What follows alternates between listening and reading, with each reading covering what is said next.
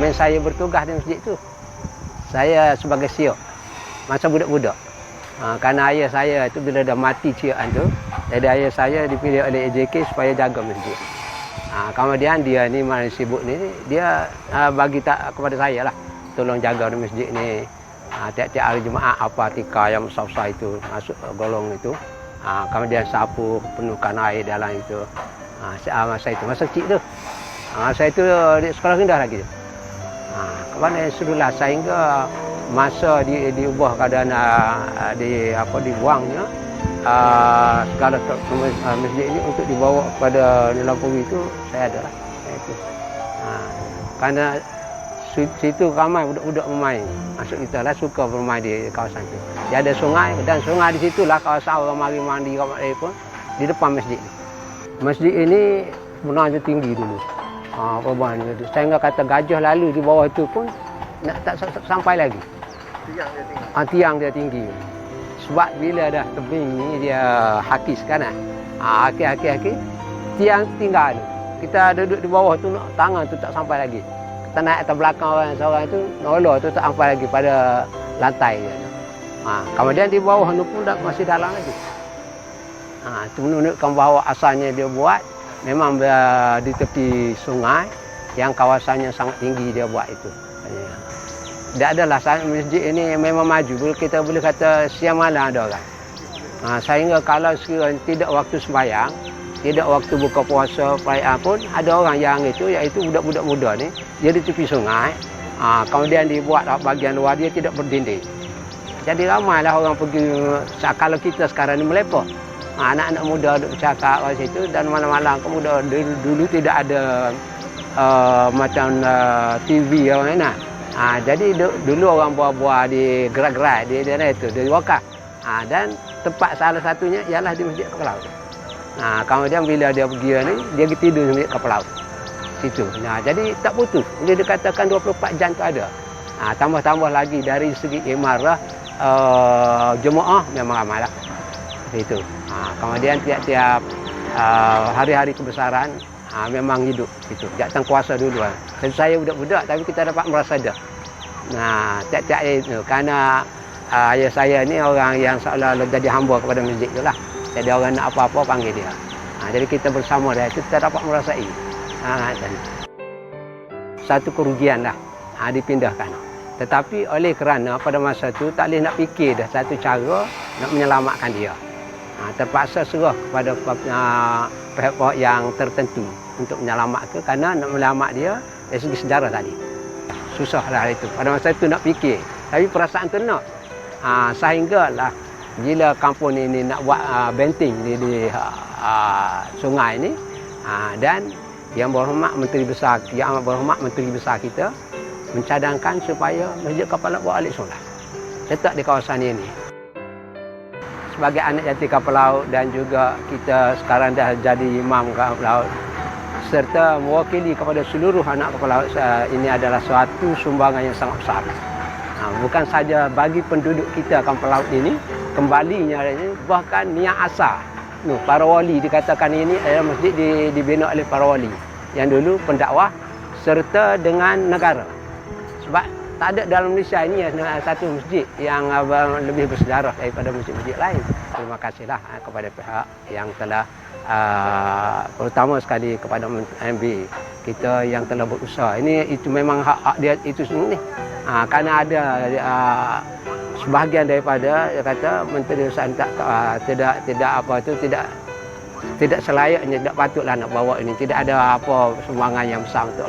Tapi bila kita tengok gitu, merupakan satu sumbangan yang sangat besar daripada Menteri Besar untuk penduduk kapal laut ini serta kepada negara Malaysia ini dan begitu juga kepada pihak yang berwajib yang berusaha untuk membawa kembali Masjid Kapal Laut ini.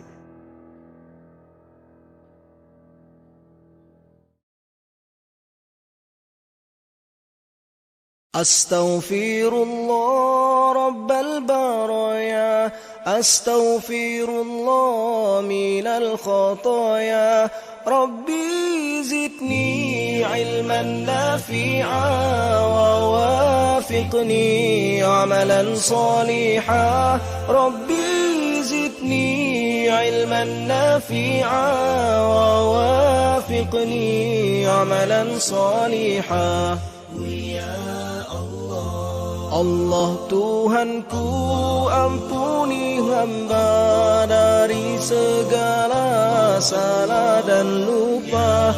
Akulah hamba yang lemah iman, harap ampunan Engkau curahkan. Akulah hamba yang lemah iman, harap ampunan Engkau curahkan.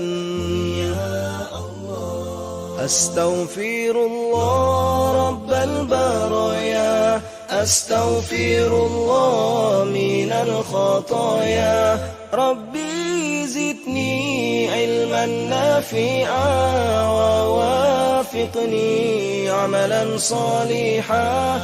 Rabbi zidni ilman nafi'a wa wafiqni amalan saliha. Setulus doa aku panjatkan, semoga rahmat Engkau limpahkan pada ibuku juga ayahku yang melahirkan membesarkanku. Bagi mereka guru-guruku, jasa tercurah selalu untukku. Astaghfirullah Rabbal baraya, Astaghfirullah minal khataya. Rabbi zidni ilman nafi'a wa wafiqni amalan saliha. Rabbi zidni ilman nafi'a wa wafiqni amalan saliha.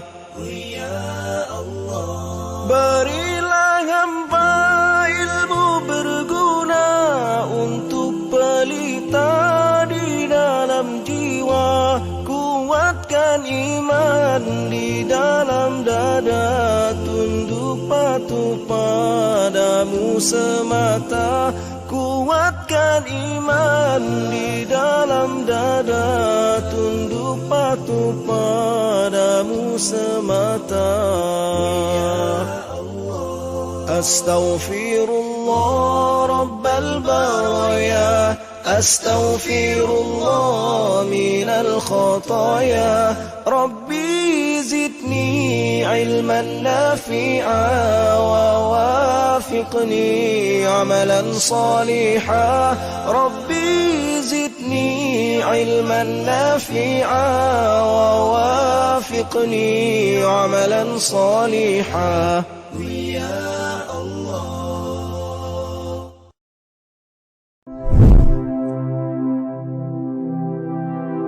Bantuan pandemik COVID-19 Kerajaan Negeri Kelantan. Di dalam persidangan Dewan kali pertama bagi tempoh penggal yang keempat, Dewan Negeri Kelantan yang ke-14 tahun 2021 pada 24 Ogos 2021, Yang Amat Berhormat Datuk Menteri Kanan Menteri Besar Kelantan telah menyatakan bantuan yang telah disalurkan kepada rakyat negeri Kelantan sejak bermula pandemik COVID-19, yang mana pada tahun 2020 Kerajaan Negeri telah membelanjakan RM21.81 juta dan jumlah keseluruhan termasuklah daripada Kerajaan Persekutuan sebanyak RM33.25 juta. Antara bantuan pandemik COVID-19 pada tahun 2020 adalah bantuan asnaf dan armalah yang berjumlah RM5.1 juta, bantuan bakul makanan bagi rakyat yang terkesan yang berjumlah RM8.04 juta, program pengurusan dan nyah COVID-19 yang berjumlah RM3.25 juta, bayaran allowance dan penyediaan makanan frontliner yang berjumlah RM1.38 juta, pakej rancangan PBT dan agensi kerajaan. Bantuan ini berjumlah RM15.48 juta. Manakala pada tahun ini sehingga bulan Julai 2021, Kerajaan Negeri telah membelanjakan RM32.27 juta. Sebanyak RM18.77 juta adalah dari Kerajaan Negeri Kelantan dan sebanyak RM13.5 juta adalah dari Kerajaan Persekutuan. Antara perbelanjaan yang telah dilaksanakan adalah RM6.96 juta bagi rakyat yang terjejas. Seterusnya RM0.1 juta untuk program pengurusan dan nyah COVID-19. RM3.3 juta bagi pakej rangsangan kepada PBT, RM6.84 juta bagi perbelanjaan pusat pemberian vaksin, RM8.31 juta untuk bantuan bakul makanan, RM0.2 juta bagi bayaran penyediaan makanan kepada frontliner, RM6.56 juta bagi perbelanjaan pusat kuarantin dan rawatan COVID-19. Untuk bantu daripada kerajaan negeri kau pasal apa ada boleh ada boleh bantu kan? Oh, 2,000 ni. Ada bantuan banyak yang puas hati lah. Dia ada bantuan apa beras, macam minyak, barang-barang dapur. Untuk pelarian orang India ni semua dia ada bagi bantuan. Kalau apa-apa kita minta tolong, dia ada tolong kita lah. Boleh lah beras kerajaan lagi orang bagi orang kampung bagi ke. Sukalah, boleh lah juga boleh makan anak. Bantuan banyak dapat. Senang lah, lega lah sikit tau. Kita nak tubik pun tak boleh. Memang tak bantu senang lah kita pun. Tak. Terima kasih banyak-banyak pada yang mak MB. Terima kasih. Terima kasih banyak-banyak lah. Terima kasih untuk kerajaan negeri. Terima kasih dah buat ada orang siapa bagai-bagai makanan. Terima kasih lah. Terima kasih lah kerajaan ini. Terima kasih lah Kementerian Besar. Terima kasih lah pada MB. Terima kasih lah YB kepada dia, okey? Mana boleh bantu, okey? Terima kasih kepada MB, pada Menteri Besar kita sudah memberi bantuan. Terima kasih. Terima kasih. Terima kasih. Terima kasih dah. Terima kasih lah. Terima kasih lah YB. Terima kasih kepada MB. Terima kasih lah. Terima kasih lah. Terima kasih lah pada MB.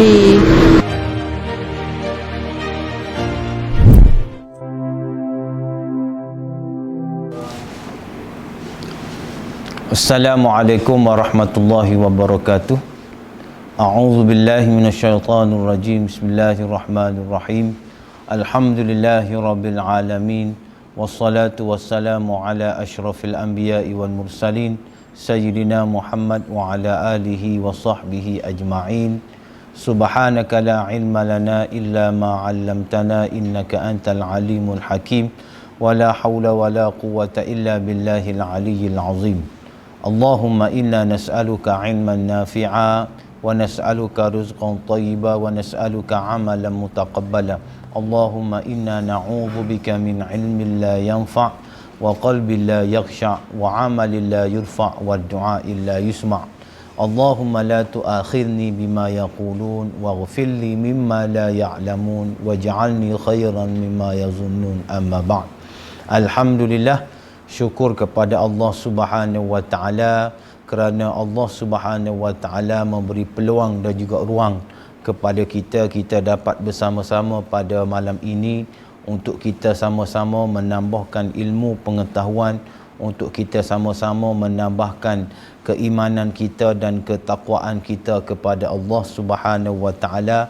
Mudah-mudahan pertemuan kita pada malam ini diberkati dan dirahmati oleh Allah Subhanahu wa taala. Insya-Allah perkongsian kita pada malam ini berkaitan dengan adab dengan orang kafir. Al-adabu ma'al kufar. Adab bersama-sama dengan orang kafir. Sidang penonton, pendengar yang dirahmati lagi dikasihi oleh Allah Subhanahu wa taala, apabila kita bercakap tentang orang kafir ataupun kita bercakap berkaitan dengan kufar, golongan kufar ini, maka tidak dapat tidak kita mesti memahami dan kita mesti memahami beberapa perkara berkaitan dengan adab-adab dengan orang kafir, lebih-lebih lagi apabila kita bersama-sama dalam sebuah negara majmuk ataupun dalam bahasa lain dalam bahasa sekarang kita panggil non-muslim. Bagaimana hubungan kita, adab kita dengan non-muslim yang ada di dalam negara kita, iaitu ulama-ulama kita telah meletakkan perbahasan bagaimana orang panggil pendekatan kita, bagaimana hubungan kita dengan golongan non-muslim ini dalam fiqh ta'ayush, iaitu fiqh komunikasi kita berkenaan dengan golongan non-Muslim.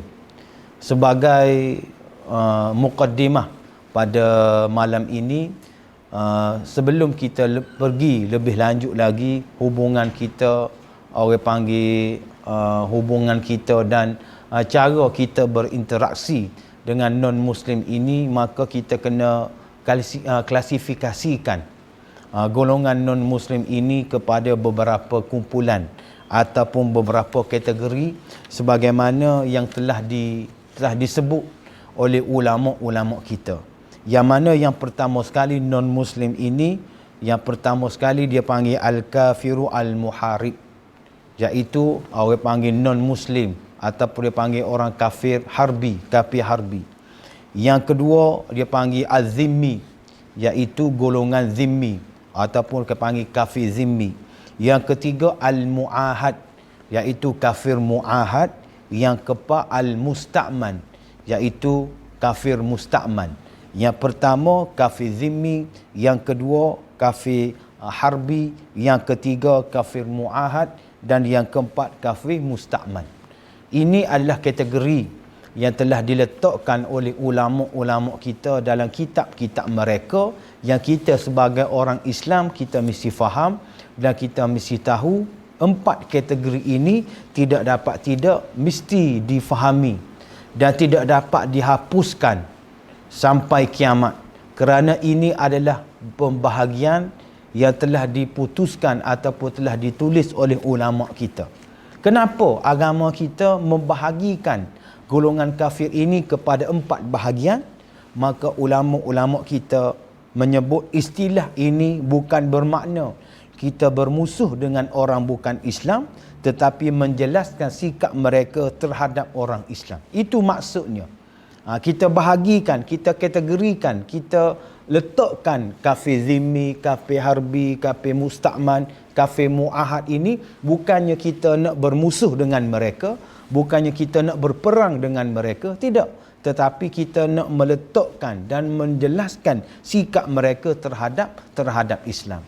Itu indahnya Islam, meletakkan pembahagian ini supaya kita orang Islam kita dapat memahami dan kita dapat berinteraksi dengan golongan-golongan ini.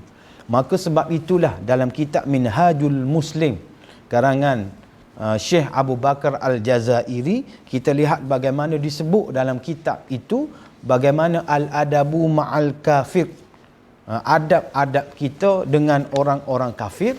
Disebut dalam kitab ini ada beberapa perkara. Yang pertama, adamu iqrarihi 'alal kufri wa adami ridha'i bihi id ridha bil kufri kufrun. Yang pertama sekali, kita sebagai orang Islam apabila kita berhadapan dengan non-Muslim, maka kita tidak boleh mengiktiraf agama mereka. Kita tidak boleh menerima agama mereka sebagai agama yang benar, sebagai agama yang betul. Kita tidak boleh mengiktiraf agama mereka. Dan kita tidak boleh meredakan dengan kekufuran mereka. Kita tidak boleh menerima kekufuran mereka, dan kita tidak boleh mengiktiraf kekufuran mereka. Kerana apa? Kerana redha dengan kekufuran itu adalah bermaksud kita telah kufur. Wal'iyazabillahi min dzal. Ini konsep kita. Kerana Allah Subhanahu wa taala menyebut di dalam Al-Quran, hanya agama di sisi Allah Subhanahu wa taala ini adalah Islam. Maka selain daripada Islam, itu adalah agama yang menuju kepada kekufuran. Agama yang kita tidak boleh iktiraf, kerana di sisi Allah Subhanahu wa taala adalah satu sahaja agama, ad-din, iaitu al-Islam. Yang kedua di sini sebut iaitu bughduh. Bughduhu bi bughdillah ta'ala. Maknanya apa sahaja pekerjaan, apa sahaja perkara-perkara yang dilakukan oleh golongan-golongan kufar ini yang menentang Islam, yang menyebabkan kehancuran Islam, menyebabkan masalah kepada Islam, maka di sana kita kena ada bughduh, kita kena marah. Kita kena menunjukkan penentangan kita. Kita mesti menunjukkan kemarahan kita terhadap perkara-perkara yang telah menyalahi agama kita. Maknanya kena ada sikap, kena ada rasa. Kerana apa? Kerana al-hubbu fillah wal bughdhu fillah. Maknanya kerana kita kasih kerana Allah Ta'ala, maka kita marah juga kerana Allah Ta'ala. Apabila kekufuran itu diperbesarkan, apabila kekufuran itu diheboh-hebohkan, maka kita sebagai orang Islam, kita kena marah. Kita kena tunjukkan solidariti kepada agama Islam kita. Sebagai contoh, apa yang dilakukan oleh Zionis laknatullah di Palestin, apa yang mereka lakukan kepada penduduk Palestin, maka kita sebagai orang Islam, kita mesti menunjukkan solidariti kita, kemarahan kita, ketegasan kita dengan apa yang dilakukan oleh Zionis laknatullah alaih. Maka sebab itu adab kita, interaksi kita, maka tindakan kita, apa-apa yang dilakukan oleh golongan-golongan kufar ini yang menyalahi agama Islam, yang menyebabkan agama Islam itu hancur, maka kita kena bangkit marah. Kerana apa? Kerana itu adalah perintah daripada Allah Subhanahu wa taala, perintah daripada Nabi kita Muhammad sallallahu alaihi wasallam. Itu yang kedua. Yang ketiga, adamu muwalatihi wa mawaddatihi. Maknanya kita tidak boleh meletakkan walak kita. Kita tidak boleh meletakkan walak kita, kasih sayang kita terhadap golongan-golongan kufar. Jangan kita meletakkan walak kita kepada golongan-golongan kufar yang menentang Islam. Di sini menyebut illam yakun muhariban. Maknanya apabila golongan-golongan kufar, kita tidak boleh melakukan maksiat, melakukan kemungkaran, melakukan perkara-perkara yang buruk, maka yang keempat di sini, maka kita kena bangkit menentang. Sekiranya golongan itu golongan muhariban, iaitu golongan kufar, orang panggil kafir harbi. Golongan yang menentang Islam, golongan yang menunjukkan penentangan yang jelas-jelas terhadap agama Islam. Sebagai contoh, Zionis yang berada di Palestin.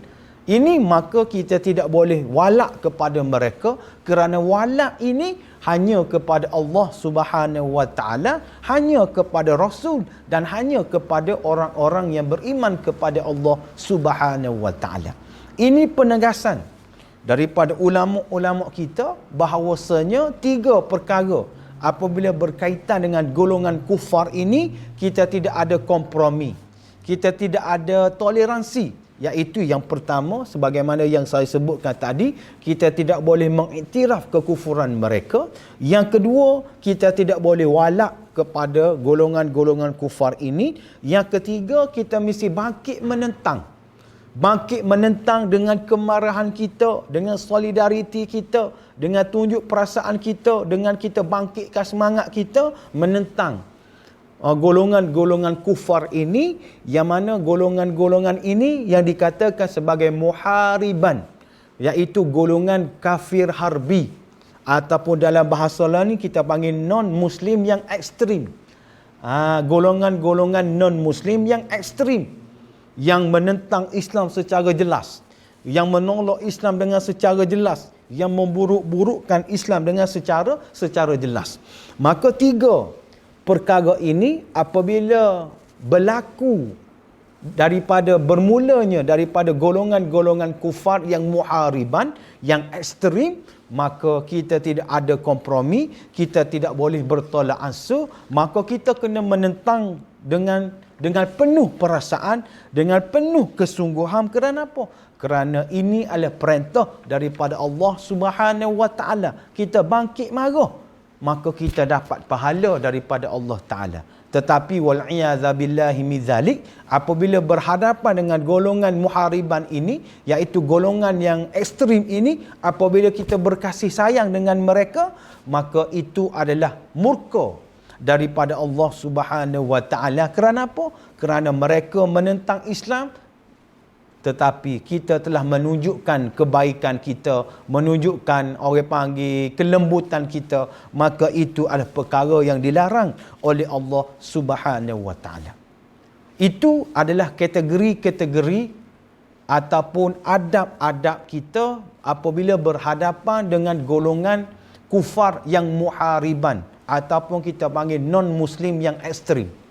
Maka bagaimana pula kita berhadapan dengan golongan-golongan kufar, golongan-golongan non-muslim yang muahad, yang musta'man, yang dalam bahasa kita panggil ahlu zimmah, iaitu golongan orang panggil non-muslim yang mu'tadil, yang tidak melakukan orang panggil perancangan jahat, yang tidak menentang Islam, yang tidak mengkritik Islam dengan secara terang-terangan. Mereka boleh hidup bersama-sama dengan orang Islam, boleh orang panggil tidak melakukan penyeksaan, tidak melakukan keburukan, tidak melakukan perkara-perkara yang jahat terhadap orang Islam. Bagaimana pula interaksi kita dengan golongan-golongan ini?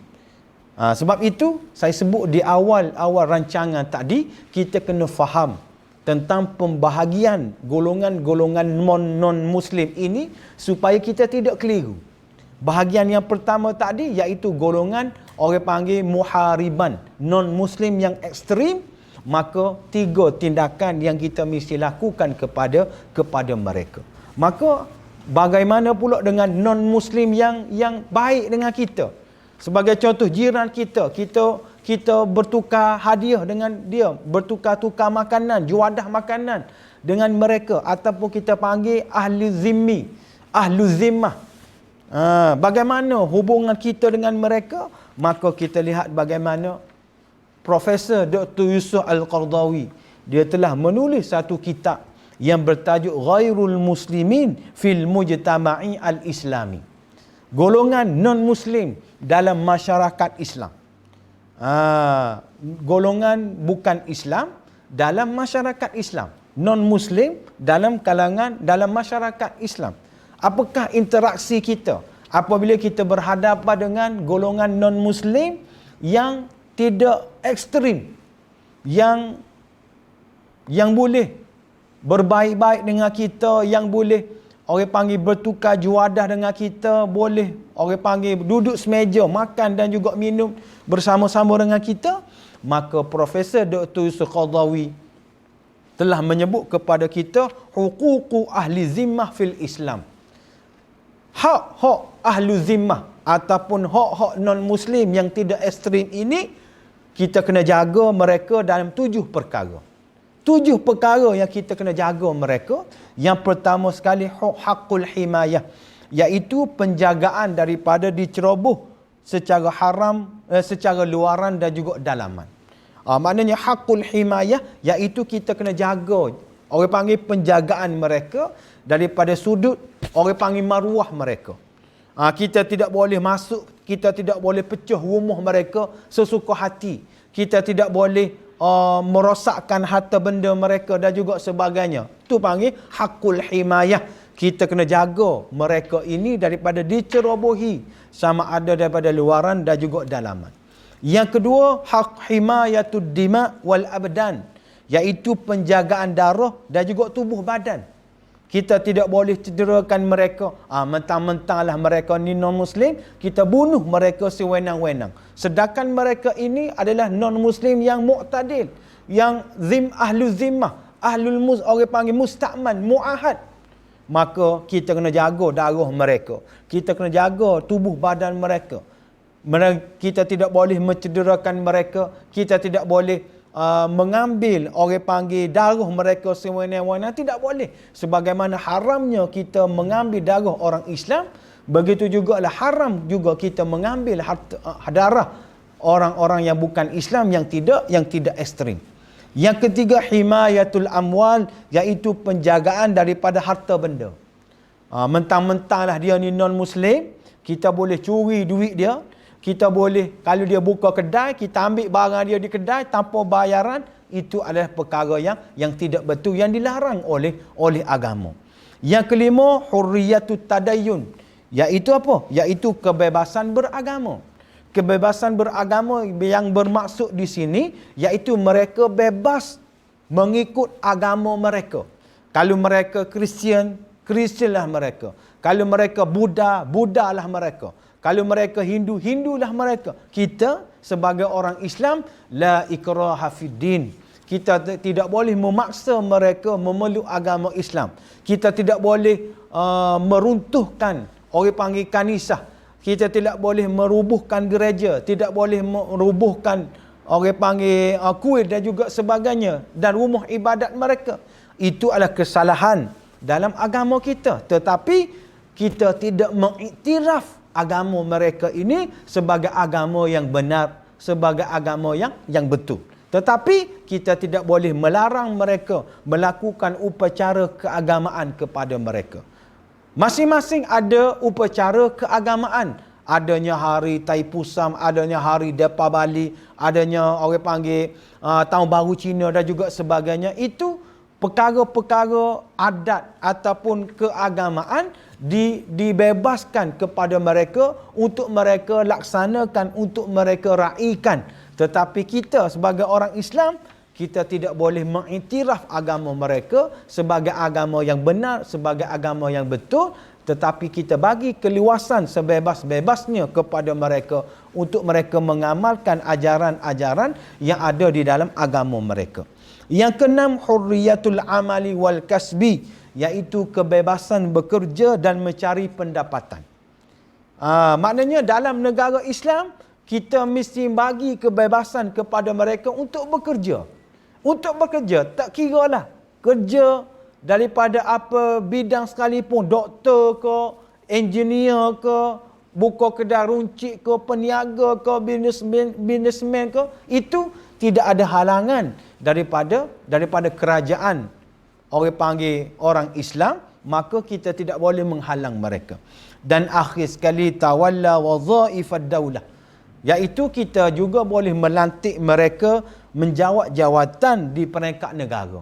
Islam tidak melarang orang-orang Islam melantik orang bukan Islam untuk menjawat jawatan di dalam negara. Tidak ada halangan, tidak ada larangan kepada orang-orang Islam untuk tidak melantik orang-orang bukan Islam memegang jawatan. Nak sebutnya di sini bahawasanya keluasan ataupun kita panggil tasamuh yang ada di dalam Islam kepada bukan Islam lebih banyak daripada larangan-larangan apabila berhadapan dengan non-Muslim yang ekstrim. Ini sudah dibuktikan. Sebagai contoh dalam orang panggil negara Madinah Al-Munawwarah yang dipimpin oleh Nabi kita Muhammad sallallahu alaihi wasallam, apabila Nabi berjaya menggubal Sahifah Madinah, menggubal orang panggil perlembagaan Madinah, iaitu dalam negara Islam yang pertama yang diasaskan oleh baginda sallallahu alaihi wasallam. Kita lihat bagaimana Yahudi yang terbesar dalam negara Madinah pada masa itu, Yahudi Bani Qainuqa, Yahudi Bani Nadir dan juga Yahudi Bani Quraizah, mereka dapat hidup dengan aman di bawah pemerintahan Islam, walaupun ada di kalangan mereka yang tidak memeluk agama Islam. Contoh yang paling dekat sekali iaitu alhamdulillah negeri Kelantan kita. Kerajaan Islam Kelantan kita, adanya rakyat daripada Cina, ada rakyat daripada India, ada rakyat daripada Siam, ada rakyat dari macam-macam.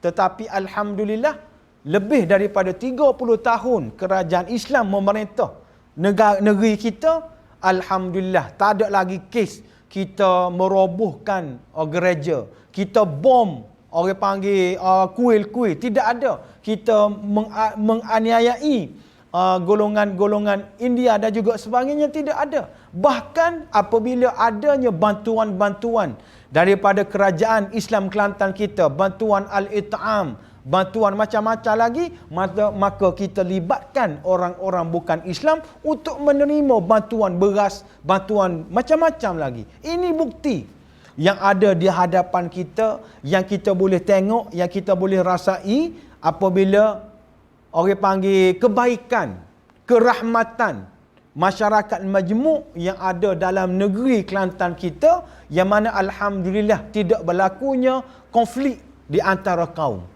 Tidak berlakunya kes-kes yang besar melibatkan orang India, Cina, tidak ada. Kerana apa? Kerana ini adalah model sebenar yang telah dilakukan oleh baginda sallallahu alaihi wasallam, bagaimana Islam itu menjaga himayah, menjaga himayatul insan, menjaganya, orang panggil manusia ini tak kira sama ada kamu Islam ke, kamu tidak Islam ke, selagi kamu ni manusia, kamu mengikut peraturan-peraturan yang telah ditetapkan oleh agama, maka insya-Allah kamu akan berada dalam keadaan yang baik.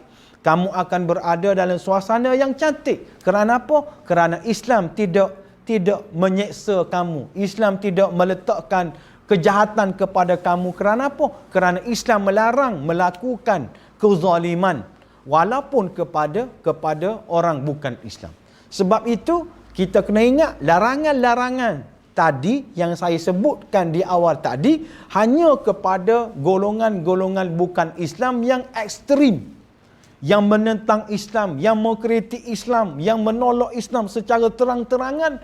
Maka kita kena berlawan dengan mereka, kita mesti berperang dengan mereka, kita mesti bangkit menentang mereka. Kerana apa? Kerana itu adalah perintah daripada Allah Subhanahu wa taala. Tetapi apabila berhadapan dengan non-muslim yang mu'tadil, yang mu'ahad, yang zimmi, yang musta'man, maka kita kena jaga 7 himayah yang telah disebut oleh Profesor Dr. Yusuf Qaradawi tadi. Maka berlakulah sebuah orang panggil negara yang indah, negara yang sejahtera, negara yang baik, kerana Allah Subhanahu wa taala menjaga orang-orang Islam dan juga orang-orang bukan Islam. Kerana sebab itulah Allah Subhanahu wa taala menurunkan Al-Quran, menurunkan Islam ini bukan untuk kepada orang Islam sahaja, tetapi untuk manusia itu sendiri, termasuklah kepada orang-orang bukan Islam. Maka sebab itu juga kita ditaklifkan sebagai adab kita sebagai orang Islam juga, maka kita mesti membezakan. Kita secara fizikal, kita mesti membezakan pakaian kita, mesti membezakan orang panggil bentuk tubuh badan kita dengan orang-orang bukan Islam. Sebagai contoh, kita kena simpan janggut ke. Ni nak membezakan kita dengan orang bukan Islam. Kerana orang Islam ini dia disunatkan untuk menjaga, untuk simpan janggut, untuk dandan janggut tu, untuk membezakan kita dengan orang bukan Islam. Itu adab. Adab kita dengan orang bukan Islam, supaya apa? Supaya adanya orang panggil tamyiz, adanya keistimewaan kepada orang-orang Islam. Apa yang penting, kesimpulan yang saya nak sebutkan pada malam ini, iaitu bagaimana indahnya Islam, bagaimana cantiknya Islam, walaupun berhadapan dengan orang bukan Islam, maka di sana ada keadilannya, ada kebaikannya kepada orang bukan Islam, menyebabkan keindahan yang ditunjukkan oleh Nabi sallallahu alaihi wasallam, menyebabkan ada di kalangan mereka yang memeluk agama Islam. Kerana apa? Kerana akhlak yang ditunjukkan oleh baginda sallallahu alaihi wasallam. Maka sebab itu, sebagai penutup kuliah kita pada malam ini, rancangan kita pada malam ini, saya nak mengambil kata-kata daripada Profesor Dr. Yusuf Al-Qaradawi dalam kitabnya Ghairul Muslimin fil Mujtama' Al-Muslimin, iaitu bagaimana beliau menegaskan kepada kita annat tasamuha al-islamiyya ma'a ghairul muslimin min ahli al-adyanil ukhra haqiqatan thabitatan. Tasamuhnya orang-orang bukan, tasamuhnya Islam ini kepada orang-orang bukan Islam ini di seluruh tempat, di seluruh negara, di dunia dahulu, termasuklah pada zaman Nabi sallallahu alaihi wasallam dan pada zaman Khulafaur Rasyidin dan orang panggil khilafah-khilafah yang lain, bagaimana tasamuh Islam ini terhadap golongan bukan Islam ini haqiqatan sabitatan, iaitu perkara yang betul, perkara yang benar, ianya benar-benar berlaku. Bagaimana kebaikan Islam benar-benar berlaku, bukannya dongeng, bukannya perkara yang cakap-cakap kedai kopi, tapi benda ni adalah benda yang betul, benda yang tepat, boleh dibuktikan dalam sejarah. Bagaimana dalam sejarah Saidina Umar, Saidina Ali, Saidina Uthman dan Khilafah Abbasiyah, Umayyah dan juga orang panggil Uthmaniyah pada zaman Nabi sendiri, bagaimana golongan bukan Islam dapat memeluk agama Islam kerana keindahan akhlak yang ditunjukkan oleh Nabi kita Muhammad sallallahu alaihi wasallam. Itu adalah perkara yang haqiqatan sabitatan, benda yang betul, benda yang berfakta, benda yang sudah dibuktikan oleh sejarah. Maka sebab itu kita tidak dapat nafikan bahawasanya Islam ini rahmatan lil alamin, memberi rahmat kepada sekalian alam, termasuklah kepada orang bukan Islam. Inilah kehebatan Islam yang Allah Subhanahu wa taala anugerahkan kepada agama Islam, tidak ada kepada agama-agama yang lain, menyebabkan akhir sekali orang bukan Islam memeluk agama Islam. Orang bukan Islam lunuk dengan Islam kerana mereka ada persamaan daripada sudut faktor-faktor kemanusiaan, jaga nyawa, tidak mahu kepada kezaliman, suka kepada kebaikan. Itu unsur-unsur asas yang sudah ada di dalam agama Islam kita, menepati unsur-unsur yang ada dalam diri manusia, khususnya kepada orang-orang bukan Islam. Maka sebab itu kita rasa syukur banyak-banyak kepada Allah Subhanahu wa taala kerana kerajaan Islam Kelantan kita yang ada pada hari ini menepati apa yang telah yang dimahukan, apa yang telah dikehendaki oleh agama kita sendiri, yang menjadi bukti yang jelas kepada kita bahawa non-Muslim boleh hidup dengan aman, boleh hidup dengan selesa, boleh hidup dengan tidak ada masalah di bawah pemerintahan Islam. Ini menafikan bahawasanya Islam ini adalah ekstrim, Islam ini adalah teroris, Islam ini adalah orang panggil, bahasa Kelantan panggil totok. Ini menafikan tomahan-tomahan daripada pihak-pihak non-Muslim yang ekstrim, bahawasanya Islam ini adalah agama yang tasamuh, yang memberi kebaikan, yang memberi orang panggil kebaikan kepada orang-orang bukan Islam. Akhir sekali mereka belajar tentang Islam, daripada hari ke hari, akhir sekali mereka memeluk agama Islam. Itulah kejayaan yang paling besar sekali yang kita inginkan, iaitu orang bukan Islam dia boleh bersama-sama dengan orang Islam, boleh menerima pemerintahan Islam, dan mereka dapat merasakan selamatnya mereka. Berasa mereka ni rasa selamat apabila hidup di bawah pemerintahan Islam. Inilah model yang kita sangat-sangat inginkan kepada masyarakat pada hari ini, bahawasanya Islam ini adalah agama yang tasamuh. Tetapi tasamuh Islam itu ada hadnya, ada limitnya, ada orang panggil ada limitnya, ada hadnya. Apabila adanya golongan non-Muslim yang ekstrim ini, maka kita mesti marah, kita mesti menunjukkan solidariti kita mesti menunjukkan orang panggil keizzahan kita terhadap Islam. Maka di sana adanya benda yang dikecualikan, itu biasa. Maka sebab itu Islam ini keseluruhannya adalah agama yang tasamuh. Buktinya mana? Iaitu kerajaan Islam Kelantan ini yang menjadi bukti, yang menjadi fakta sejarah yang tidak boleh dinafikan oleh sesiapa pun. InsyaAllah mudah-mudahan kuliah kita, pertemuan kita pada malam ini diberkati dan juga dirahmati oleh Allah Subhanahu wa taala. Apa yang baik itu datang daripada Allah Subhanahu wa taala, apa yang lemah itu datang daripada kelemahan ana sendiri. Aqulu qali hadza wa sazima li wa lakum. Wassalamu alaikum warahmatullahi wabarakatuh.